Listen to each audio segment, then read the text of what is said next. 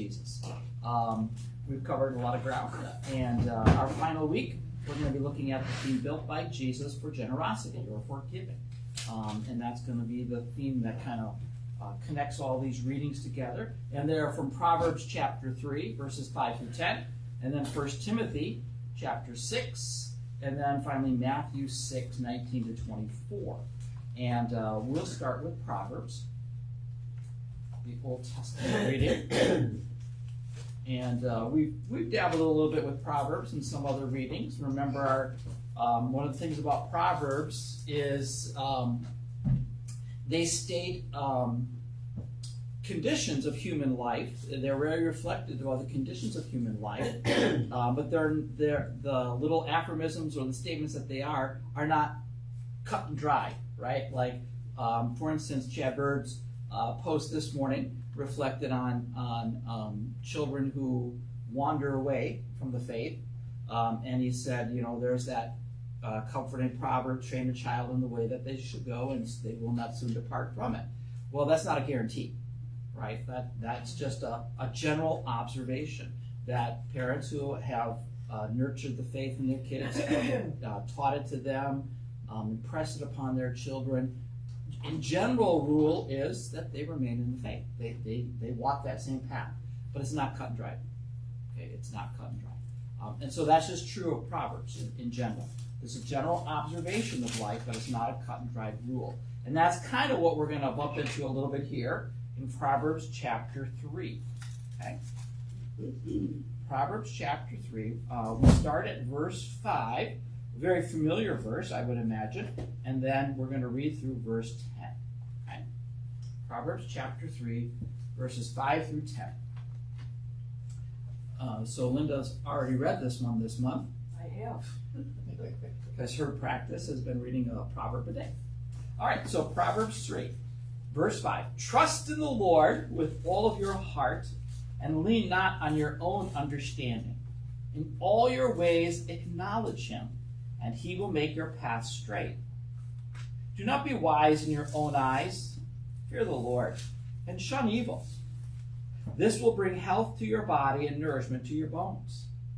Honor the Lord with your wealth, with the first fruits of all of your crop, and then your barns will be filled to overflowing, and your vats will brim over with new wine. All right, so let's start with you all. And any questions or thoughts? Anything in there that struck you or piqued your curiosities? They always mention, and that's what it's always the first fruits you should give, which we assume is the best. Yeah. And that's kind of a theme in the Old Testament. It is. Giving their sacrifices. It's in the New Testament too. Yep. And it becomes actually also a metaphor for salvation. That we're the first fruits of the new creation. Yeah. We're the harvest of what God brings in. So yeah, first fruits. So let's talk about that. First fruits. You mentioned that it's the best, and that's kind of what the point is. With the first fruits of all your crops, so that what you bring for God in your offering, whatever it is, it's always from the first, and it's not what is left over. It's not provide for yourself or provide for others first. It's to God first. Always to God first, right? Which is kind of a first commandment issue, isn't it? Right? And so whatever it is, it doesn't matter. It's just that God gets the best. It's a planned, proportionate, measured response that you're making, and that it is offered first to him, right? That you give yourself first to him and then to other things. And so it's this whole idea of God gets the first and the best, so that he doesn't get stuck with the leftovers. Because that just shows that where was your thought about your life with God? It was a leftover. It was a, it was a, oh yeah, I got to do that, right? Well, that was the whole scene of Cain and Abel. What do you mean there, John? Cain and Abel? Cain and Abel, and they gave their sacrifices. And Abel's was given the right way, I suppose, and Cain wasn't. I don't know. We don't know for sure, Oh. but whatever, you are right in that it was, they both brought their sacrifices to God. Abel brought, was it Abel that brought the Cain offering, or the grain offering, and Cain brought the livestock offering. I think that's the way it was. And for whatever reason, Cain's was displeasing to the Lord. Yeah. And Abel's was received. We're not told why. God does not tell us necessarily why that was. That was just God's prerogative to, and Cain becomes what from that? Yeah. Well, no, Abel does. Cain killed Abel. Cain becomes jealous. Cain becomes envious. Cain becomes spiteful, and God even warns him. Right? He's angry, and God says, "Anger is crouching at your door, Cain. Manage it right now. Nip it in the bud, buddy." And he doesn't. And what does he end up doing? Kills his brother and dishonors God. Dishonors He's God. an outcast for the rest of his life. He is. He's driven away, but he's also, God showed him grace. What was the grace that God showed Cain? That nobody should kill him. He puts a mark on him that nobody can seek revenge against him. Correct. One has to wonder what that mark was. Yeah, we don't know, but it was a sign of grace. God, there was sin and there was judgment, but there was also grace offered to Cain. God sought to bring Cain back. That was his goal, his mission. Anything else in this passage? Verse number 5, whenever I hear it, I always think how maybe society is kind of just tried to turn things to the way they want it to be or what they think it should be. Like, trust in the Lord with all your heart and lean not on your own understanding. What does that mean to you? Well, it means like just because you think it's right doesn't necessarily mean that that's right in God's eyes. Correct. And that's difficult. Yeah. I think sometimes to get that across. And even in our own hearts, right? So it's the magisterial use of reason versus the ministerial use of reason. That's some pretty theological, technical talk there. Magisterial, that my thought, my reason is greater than anything else, even God's. The ministerial use of reason says God's given me a mind, He's given me thought, He's given me common sense.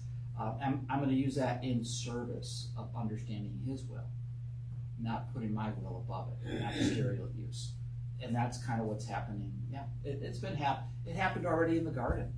Sure. How did it happen in the Garden of Eden? Well, she reasoned on why it was okay to do wrong. Yeah. To go against God. She looked at the fruit and it was pleasing to her eye, and even though God says do not eat it, she decided to do what? She was going to eat it. Eat it. Yeah. And Adam was joined her right along the side of her, right? And Adam was the one that God actually instructed very clearly about it. And Adam bought into it, right? He ate it as well. Their magisterial use of understanding greater than God's. She reasoned that for whatever reason God had given them that commandment, that it wasn't really what He meant, or didn't really have to be obeyed.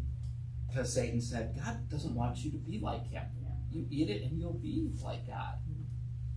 The magisterial use, yeah. And so did she trust in the Lord with all of her heart? No. She leaned on her own understanding. And society's guilty of that. In our own walks, we're guilty of that in different ways. Right? That's the whole struggle of walking the Christian life. We are always popping up little idols in our lives. Things that we kind of cling to bring happiness and meaning and certainty in life, that we trust that'll really make my life complete. Forget about what God says. That's going to make my life complete. That's what we struggle with all the time. Every sin that we have in our lives, our thought, words, and our deeds, you can always kind of trace it back ultimately to the first commandment, a failure to let God be God. And I'd rather be that. Don't you think?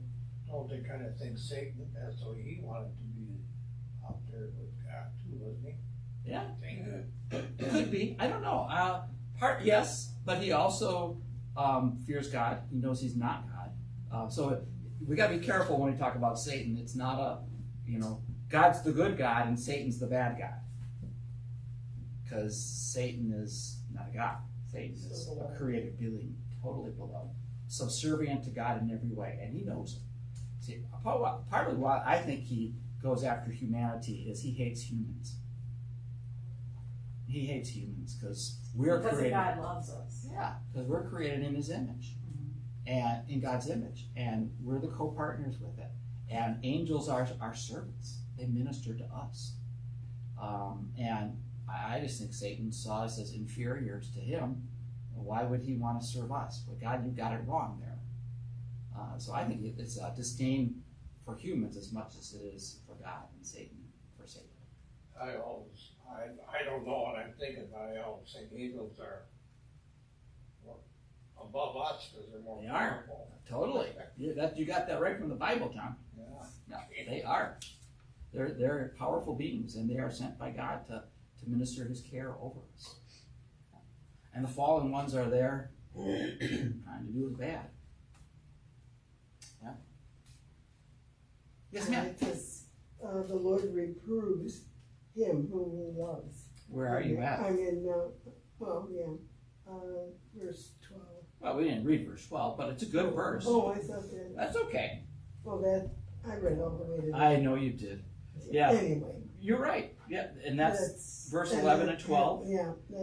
God, like a father, disciplines Yeah. us, doesn't he? Yeah. Yeah. Corrects us when we need You ever correction. tell your kids, this hurts me more than it hurts you. Yeah, that's what You God does know, too. and that's Sure. just kind of. So kind of verse 5, 6, 5, 6, and 7 all kind of have the same kind of thematic goal of kind of first commandment issue, right? Yeah, In all of your ways, acknowledge him, and he will make your path straight, right? So that's kind of verse 5 and 6. And then verse 7 kind of mimics that just in a different way. Do not be wise in your own eyes. That's leaning on what?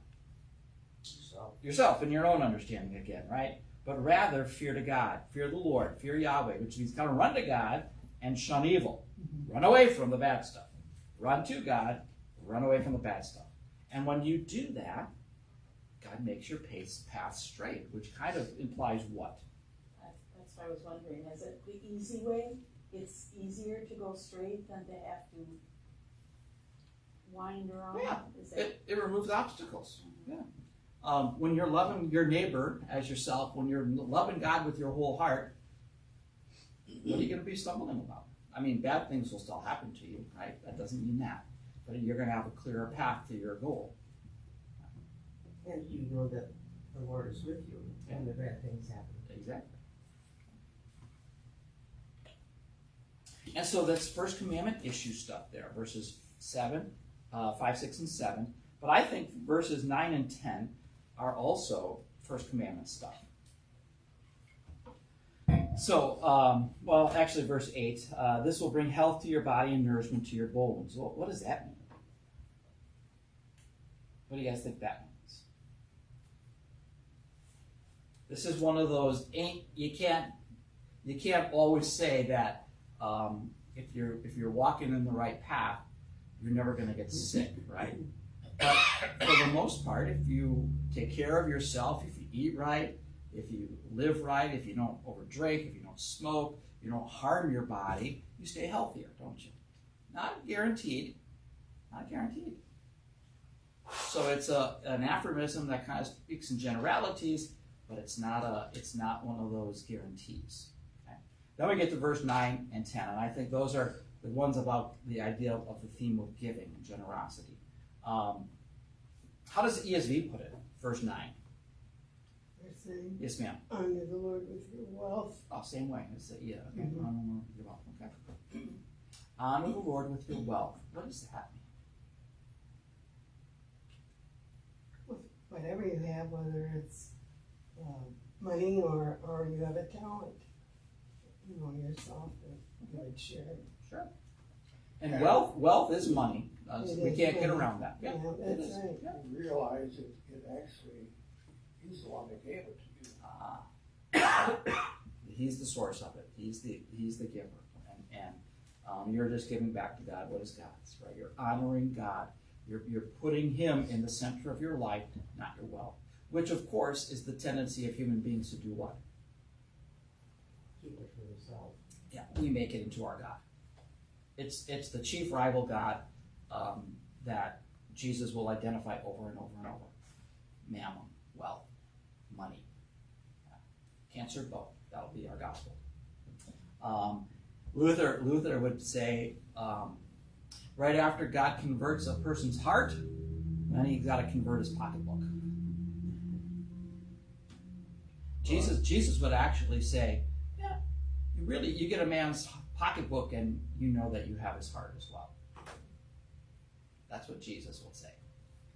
You always notice people that have millions, it's never enough. They just want to keep more and more and more. They don't need it. Right. I've got a book that's actually titled Affluenza, the affluenza epidemic and then the subtitle of the book was How Much Is Enough. And that was famously asked one time of one of the Rockefellers, the great wealth of the Rockefellers. I can't remember which one.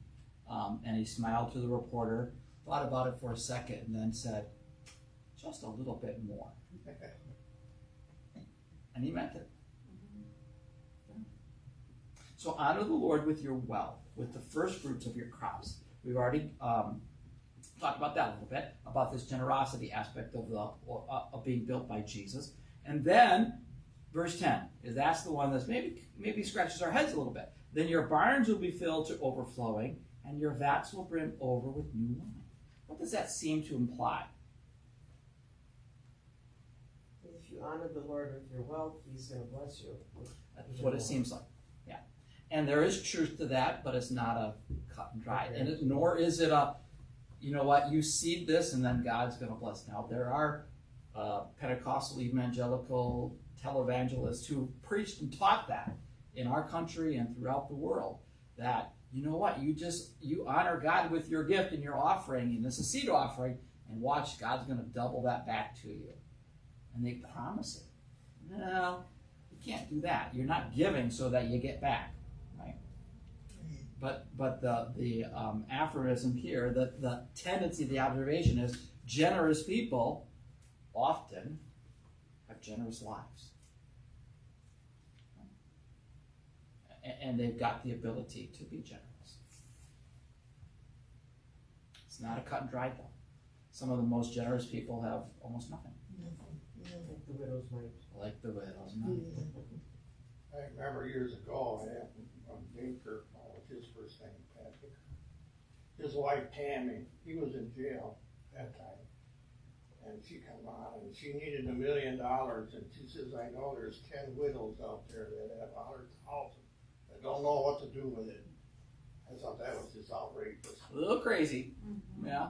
I remember Oral Roberts. He was the TV evangel from Tulsa, Oklahoma, Oral Roberts University. Got on and said that he was going to die. God was going to take his life unless they raised $8 million to build their hospital. They got their money, and he didn't die. Thank goodness. But that was the route you take? To raise it? It's manipulation. Narcissistic. That's what narcissists do. They manipulate. But he didn't die either. He didn't die. They raised the money. Well, he did eventually. Oh, All right. Anybody got any other thoughts or questions from Proverbs? Yeah. Yes, ma'am. Where it says, let's see, this verse, what is that? Get your cheaters on. I I know. know. I'm with you. 8. Yeah. This will bring health to your body and nourishment to your bones. Where does it, isn't there some reference to our body's a temple and that we're Yeah. not supposed to inflict anything like, Your body is a temple of the Holy Spirit. Don't you know that you've been bought with a price? Therefore, honor God with your body. That's 1 Corinthians okay, chapter 6, verse 20, 21. okay, And it's in reference to sexual immorality. okay.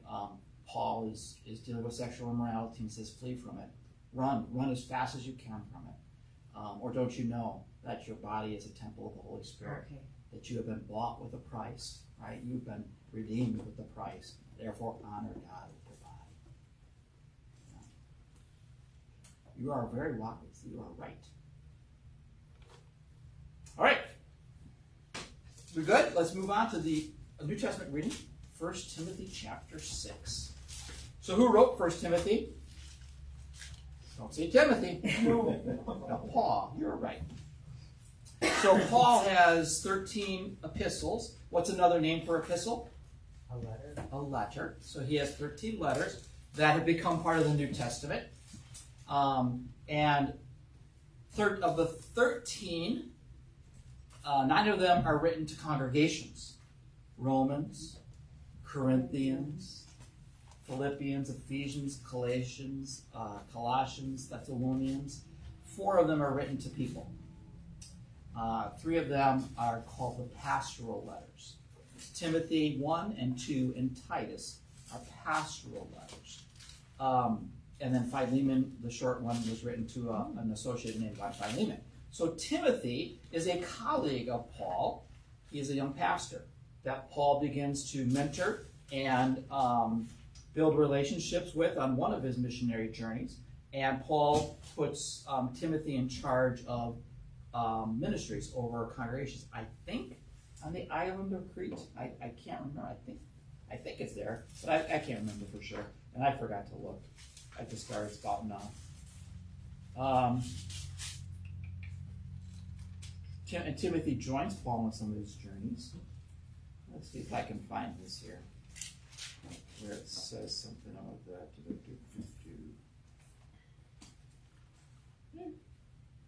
Actually, he's in charge of the Ephesus church. Okay. So Paul's given him, and he's a young man. He's a young pastor that Paul has mentored and taught, and is set in charge of a ministry of the Ephesian church, which is a pretty significant role to take care of, to be an overseer. And so it's very instructive for pastors in their work. And he gets very specific here about how to deal with the aspect of money in chapter 6. And part of his final charges to Timothy. All right? So I'm going to start. Yes, sir. Well, we kind of think that's where Mary lived. We do. We think Also John at Ephesus? Yes. They would have been. that is the tradition. That Which is Mary are you talking Mary, the mother of Jesus. about? Okay. That John takes her into his household, right, because of Jesus at the cross. Behold your mother, John, or mother, behold your son. Tradition has that John, in part of his journeys, heads to Ephesus and becomes one of the leaders of the church of Ephesus until his exile, and that Mary joined him in Ephesus. Yeah. All right. So we think Timothy may be coming in after that, or? Yes, or in that same time period. Because remember, I'm convinced, I cannot prove this, nor can anybody else, but it makes logical sense, that on Paul's journeys, he had a lot of companions, Timothy being one, and one of his companions was a doctor by the name of Luke. And Luke wrote the gospel, according to Luke, an orderly account from eyewitnesses, because he was not an eyewitness. And he's the only one that gives us the detail of the Annunciation of Gabriel, and then the birth of Jesus with the shepherds and all that kind of stuff. Well, who would have had access to that kind of information? Mary. Mary would have had firsthand eyewitness. She would have been the only one, right? And so I picture Luke on this trip with Paul in Ephesus saying, Mary, meet me at Starbucks, let's talk. And she shared, and he wrote, and he edited her sharings and formulated chapters 1 and 2 of his gospel, the birth narratives of John and Jesus. So therefore, are you saying that you think Mary ended up in Ephesus or Yes, in Crete? she does. No, Ephesus. Timothy is in Ephesus. Yeah, I was wrong. It was not Crete. It was in Ephesus. Yeah. I went back and looked at my notes, the study notes. Yeah. So, Timothy might have been Mary's pastor. She might have been passed already to heaven by that time, or assumed if you're a Roman Catholic. I don't even know what the Assumption of Mary means. But somebody told me, it's about her not physically dying and basically being whisked up into heaven. She was one of them that supposedly went right there. That's part of what Roman Catholic teaches, yeah. And there's some evidence that Luther actually believed that. Yeah. I always seem right, and it was Jesus' mother. Yeah. She should get some. You never know. All right, but I don't want to digress into that. So that's a rabbit hole. I don't want to. Yeah, it's a rabbit hole I don't want to go down. I've been down rabbit holes already this morning, and not with you all, but with something else. So I don't want to do that anymore.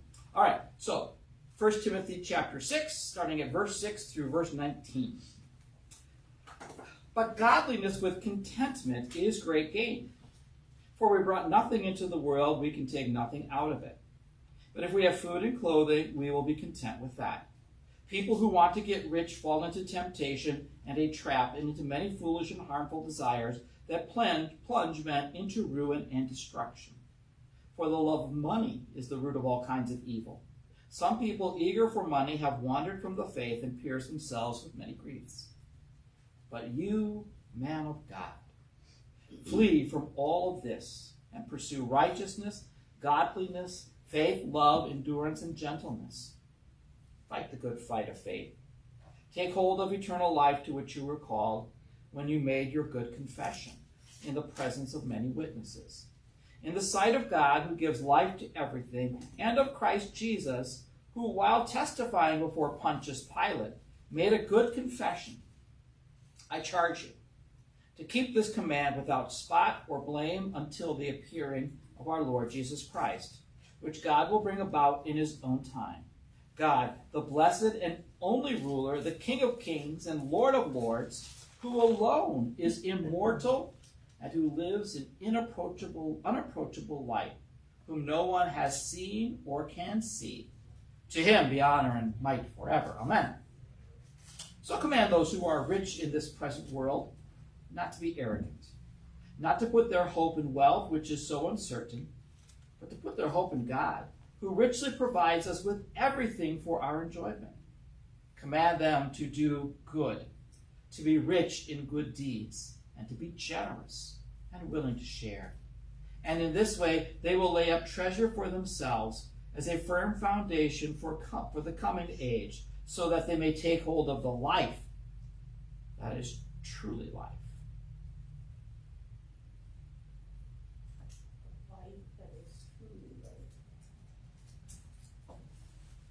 What's that? That's confusing. The life that is truly life. Yeah. Okay.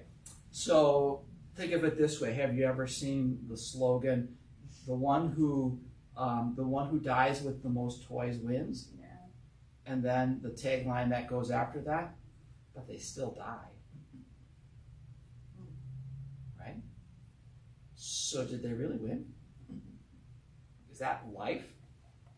Just to have the most toys? But the life that's truly life is what? Eternal. Eternal and devoted to God. Devoted to others. I think that's what that's getting at. Does that make a little more sense now? Yeah. In verses 13 Okay. and 14, I think. Twice they reference the good confession. So, actually in 12 and 13. Apparently that Yeah. was when Jesus was in front of Pontius Pilate. So yeah, there's a good. So fight the good fight of Made faith. a good confession. So he's now he's writing to, who's he writing to again? Who's his audience? Timothy. No, Timothy, pastor. Fight the good fight of faith, right? Take hold of eternal life, to which you were called, to which you made your good confession. What's So- a good confession? That's pretty much what do we confess with our mouth and believe with our hearts? That Jesus Christ is Lord. That's the good confession.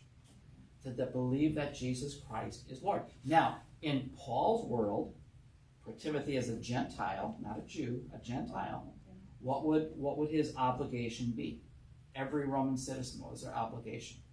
To Confess who? Oh, Yeah, to Rome, and confess what? Caesar is. he is. He is Lord. Lord, yeah. Caesar is Lord. Mhm. That's the confession that you're obligated to make. The good confession that Paul's talking about, that Timothy is willing to make, who's Lord? Who's your Jesus, the Messiah, is Lord. That's the good confession. If you believe that with your heart and confess it with your mouth, Romans 8, you will be saved. You can give to Caesar what Caesar's, but you still need to give to Render the Lord what is Render to the God, Lord's. give back to God. It's not And that. is that what the confession to Caesar would be, is your taxes? Well, Basically. yes, and Jesus said, pay him. Render. If it's Caesar's, pay it to Caesar. Yeah. So, no, actually, your confession to Caesar is you're confessing he's your God. Oh, so Timothy didn't do that. No. All the Christians did not do that. No, They were willing to die for that. and some did. Many did. To say that Jesus is Lord. That's a countercultural, that's an enemy of the state proclamation, which Paul then is saying, who also did that before Pontius Pilate? Jesus made that same confession. My kingdom's not of this world. I won't bow to Caesar. Jesus made that same confession in his trial. Well, referring to what Peggy mentioned, that was when they were trying to trap Jesus about giving money. I suppose they were trying to get him to say, well, they shouldn't give anybody to Caesar, to give it all to God. But he says, well, give him what Caesar's due, but give to God what he's due. Right. So yeah, that it comes in the temple. They're in the temple. That whole scenario, and they're giving Jesus one of those catch-22 You're statements, trying right? to trap him. Trying to trap him. Yeah. So what's the trap? Jesus, should we pay taxes or not? So if Jesus says no, don't pay taxes, well, what can they say? Well, Treason. The law. Yeah. Yeah, breaking the law, treason. Arrest him. And if Jesus says, yeah, of course, Caesar's the guy, well, he's denying, right? He's denying himself and denying God as Lord. So Jesus says, well, let me see the coin that you pay taxes with. And so they whip out the coin. Now, where are they at this moment? In the temple. And they have a coin. that has Caesar's face on it. Why is that not Because seem right? It's Caesar. Why does it not seem right? Yeah, why? Oh, that it would be, because they should have changed it out. Yes, they should not have that coin in the temple. No. it All should have been coins changed with out. graven images, especially of somebody who says they are Lord, ought not to be in that temple. It desecrates it. Yeah, they got one. Yeah, go Jesus, look at it. And Jesus says, okay, whose image is on that? Well, that's Caesar's. Well, great. So if it belongs to Caesar, give it back to Caesar. Yeah. No, but whatever belongs to God, give that back to God. And there we would say, not just our wealth, but our entire lives, our hearts, everything, we give back to God. It all belongs to Him, even our bodies. That's why we honor them with God, with our bodies, with our time, with our abilities. It all belongs to Him. Give back to God what's God's. All right, anybody else on Timothy? What's the root of all evil? Money. Nope. The love of The money. love of money. Not money. Money not a bad thing. No. No, we all need money, right? Money is by the way, money is just yourself in storage, right? In the economic system of our world, money is your effort in storage. How many of you grow your own food? Yeah, all of your own food? Oh, no. Okay, Some. well, some is good. Yeah, and so in the economy of our modern age, I get compensated for the work that I do, and that's stored in money so that I can exchange that for the gifts that God puts into my lives. Because we don't actually say, how much do you pay for a loaf of bread? $3. I pay $3. I buy the booger bread. I like the grainy bread, so I pay $3. I like the little more substance to my bread. No, I don't. Actually, I don't. When I go to Pick and Save every Friday and buy my half loaf of bread, I don't pay anything for it. I don't walk out of the store as a thief. Don't worry about that. What do I mean I don't pay any for it? I believe what I pray every day. You do too. Give us this day our daily Give us this day our daily bread. It's a gift. The daily bread that I have is a gift. The home that I live in, the food that I eat, the car, it's a gift. Well, why am I paying for it then if it's a gift? Okay. Well, it goes back to the economic system before there was cash money. We called it bartering. So let's say Mark's a good farmer. John's not a good farmer. I can grow apples and wheat and beets and carrots, and I just got to read them. I spend a lot of effort doing it, and I'm pretty talented at it. But the reality is, where did it all come from? The seeds all came from God. The dirt, the rain, the sun. I expended a lot of effort and work and cultivating and harvesting and weeding and all that. John's not very good in any of that, though, right? But what John does do good is John's pretty creative. Now, I've got an abundance of all this food, and I can't use it all. And I know there's a marketplace, but that marketplace is about 2 miles away. I can only carry 1 bushel at a time. That's not very productive. I've watched John, though, in his creativity. He walking around with a thing that's got a platform and what he calls wheels underneath them. I don't know where he came up with this. I don't know how he does it, but he kind of wheels around big piles of dirt. And I'm looking at that cart, and he calls it a cart. And I'm saying, I wonder if he can make a bigger one. I could hook up a cow or a horse or a donkey to that big cart, and instead of taking 1 bushel at a time, I could take 15, maybe even 20. Wow. So here's what I come to John. John, you're terrible at growing stuff. I get it. I'm really good at it. I got excess. You want to make me, that cart that John made, it used wood and material he dug out of the earth and formed and shaped. Who created all that stuff, by the way? God. Now, John used his creativity and his effort and skill to create that, but it all came from God. He builds me one of those, and what do? Well, every month I drop off a bushel of apples and wheat and corn and beets at John's house, and John's got some of that stuff. What did we only exchange in reality there? God's gifts. Our effort.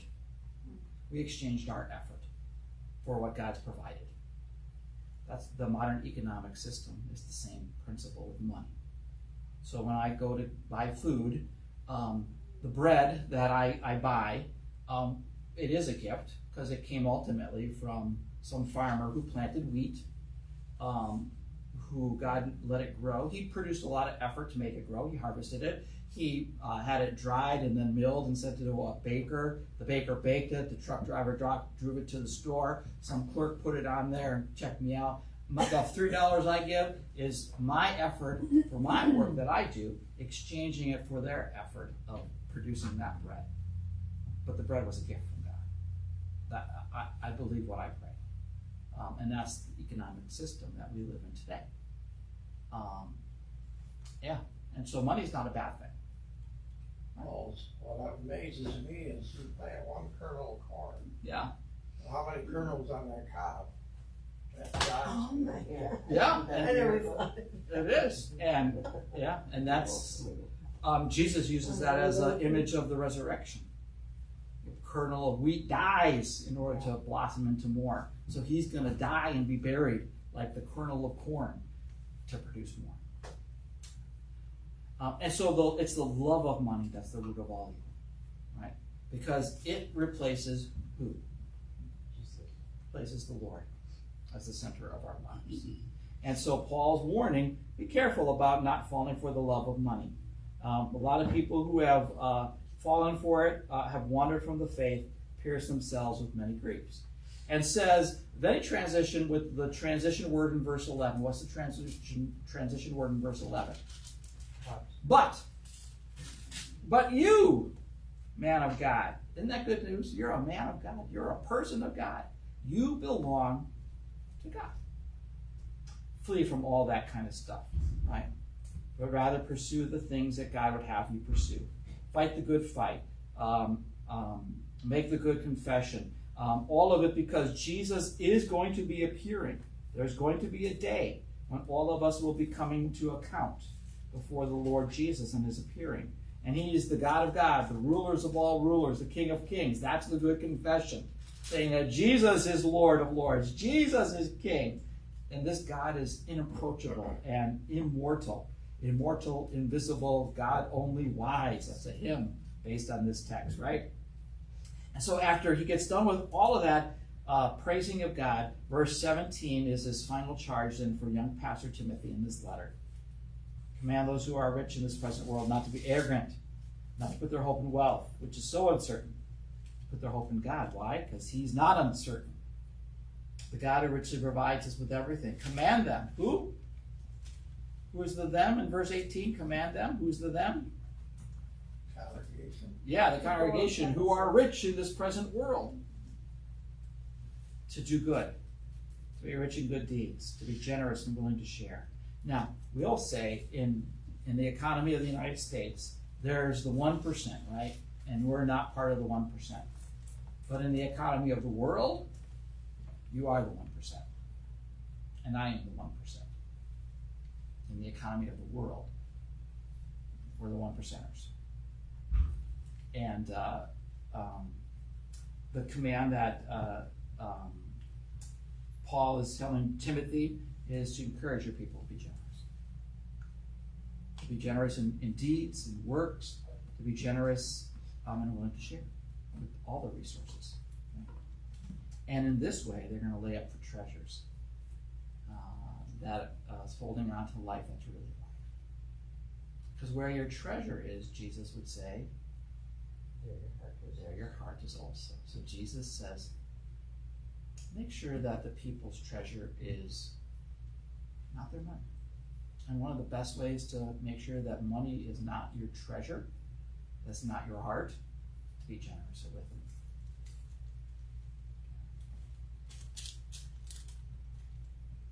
Any other thoughts or questions about Paul's little encouragement to young Pastor Timothy?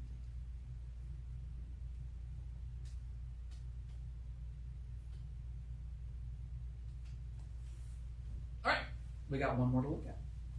Let's look at Jesus from Matthew chapter 6.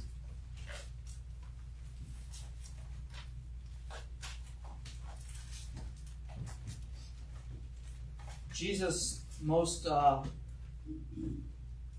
about lesson in parables and in direct teaching. Do you know what it is? It's teaching about money, possessions, and wealth. 45 or 40% of his parables deal with money, wealth, or possessions. Matthew 6 is not even a parable. It's just a direct teaching. It's just very crystal clear and direct about how not to be lovers of money. And why? What's the warning? Why? Does God need your money? No. It's not even yours. He doesn't need it. Right? So why does he teach us to be generous? Well, but it's strange to think of that. I mean, we think of that nowadays. But when I look back at these times, I don't look at the people as having anything. they don't have a lot, do they? No. Some So do, it's but like- some don't. So but it still was a problem. To think of it that Jesus had to spend so much time on it then because it was a problem, and it's still a problem. I mean, It's the it's hard chief to rival imagine. God. Yeah, it's always been there. Always has been. He says the poor will always be among us. Yeah. So, I mean, you can try. But it's the chief rival God that Jesus only names. The only how many gods were there in the ancient world? Oh, many. Many, all over the place. Yeah. Gods of war, gods of love, gods. Sun, everything. Yeah. Oh, everything. Yeah. And God of money. And it was called Mamoma, Mammon, in the Syriac language. Actually had a name, the God of wealth. And Jesus names it right here. Only God, rival God that he names. Matthew chapter 6, verse 19 through verse 24. A lot of red letters. Yeah. Well, this is the Sermon on the Mount, right? Sermon on the Mount. Jesus teaching his disciples of what it means to live under his rule. Do not store up for yourself treasures on earth, where moth and dust destroy, where thieves break in and steal. But store up for yourself treasures in heaven, where moth and rust do not destroy, where thieves do not break in. Verse 21, for where your treasure is, there your heart will be also. Your heart will be devoted to whatever you treasure. The eye is the lamp to the body. If your eyes are good, your whole body will be full of light. But if your eyes are bad, your whole body will be full of darkness. If then the light within you is darkness, how great is that darkness? And then verse 24, the clincher verse of this text, right? Jesus said, no one can serve two masters. Either you're going to hate the one and love the other, or you're going to be devoted to the one and you're going to despise the other. For you cannot serve both God and money. And in the NIV, money is capitalized. Oh, that's- How does the ESV No, put it? it's not capitalized. But is it money there, though? Yeah, Money, is but there. it's not capitalized. No, Why would the NIV capitalize it? Because it's like a thing. It It is. is a, It's Substitute God. It's a name of a god. The NIV takes it as mammon. The Greek word is mammon, right? And it is the Greek word for the Syriac name of the god of wealth, Mamona. And it's a proper noun. And so the NIV rightly translates it with a capital L. This is a proper noun. A false god, right? An idol, but a god nevertheless. And Jesus names it. Only one. And it's wealth. It's money. And that teaches us, Jesus refers to it as being in the beginning of verse 24. What does he refer to? No one can serve two. What's a master? Laws. The controller of your life, the director of your life. Yeah. Another word for master is Lord. Can't have two lords. Can't have two gods. Can't have two masters. Can't have two entities directing your life. You'll love one and hate the other. You'll serve the one and despise the other. And then Jesus names them. Can't be both me. Can't be both me and money. Can't be me and wealth. Can't be both. So he'll say later in Matthew's gospel, it's easier for what? a rich man. It's easier for a camel Camel to go through the eye of the needle than Then- a rich man to enter the to kingdom. enter the kingdom. Because the rich fall into the many traps of money becomes their master. Money's a great servant, but a very poor master. How can money be a servant?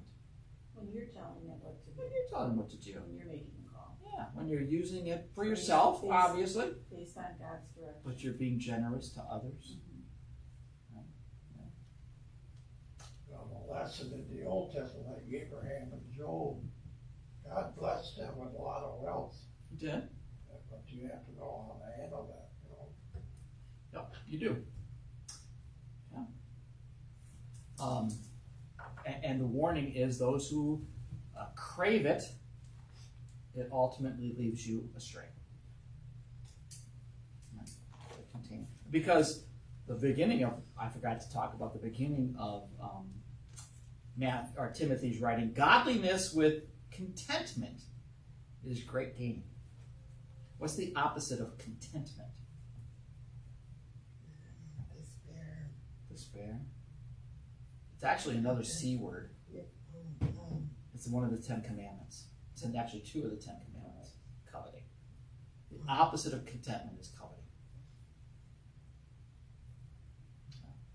One of the greatest things that we teach our kids, I hope, is the gift of contentment.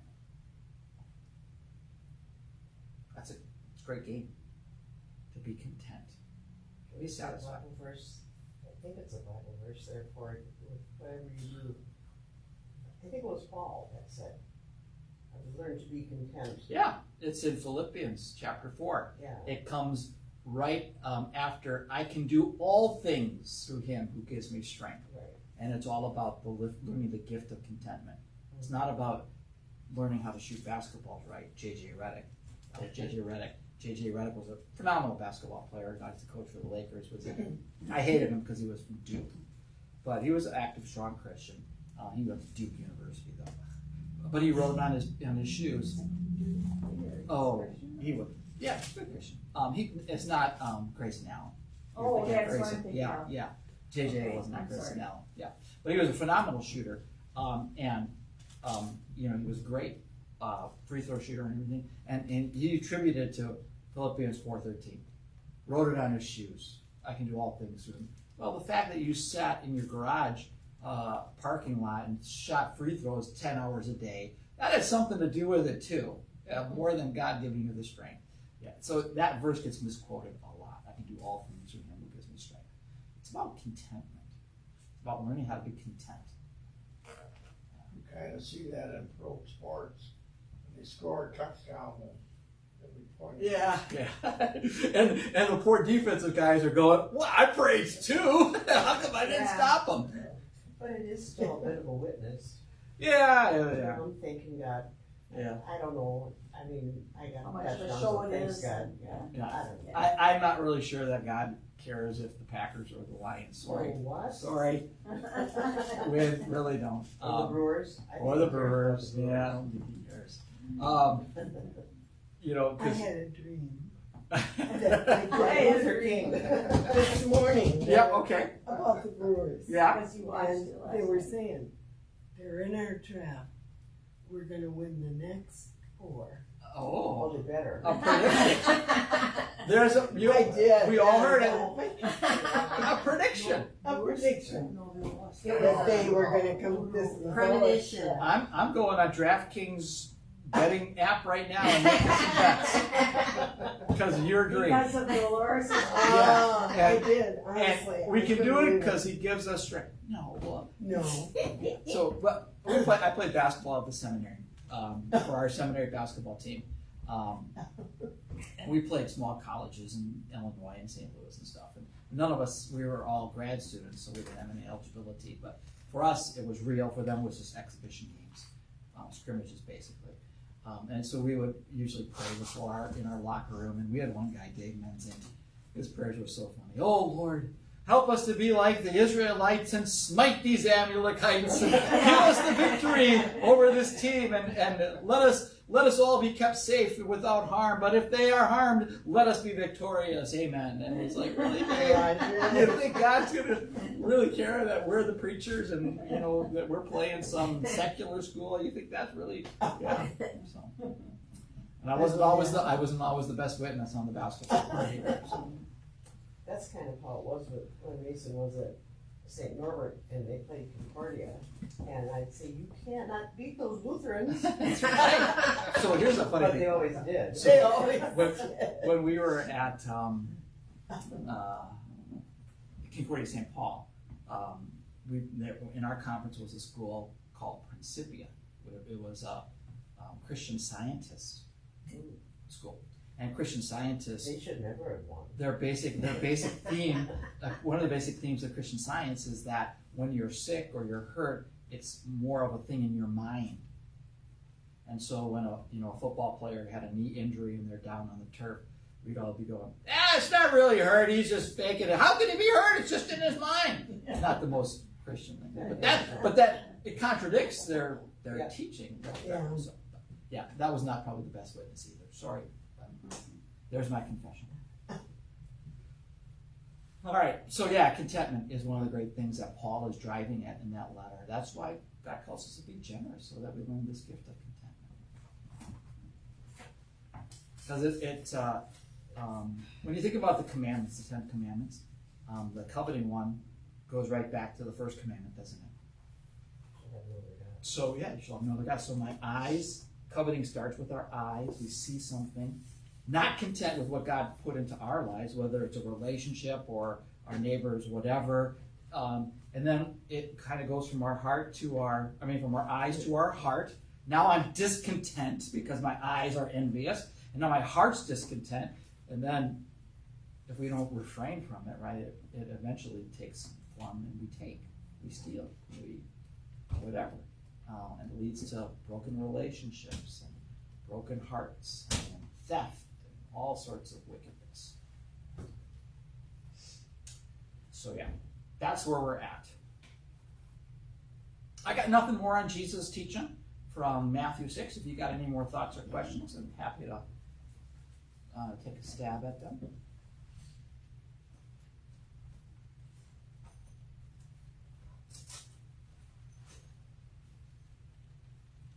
Sweet.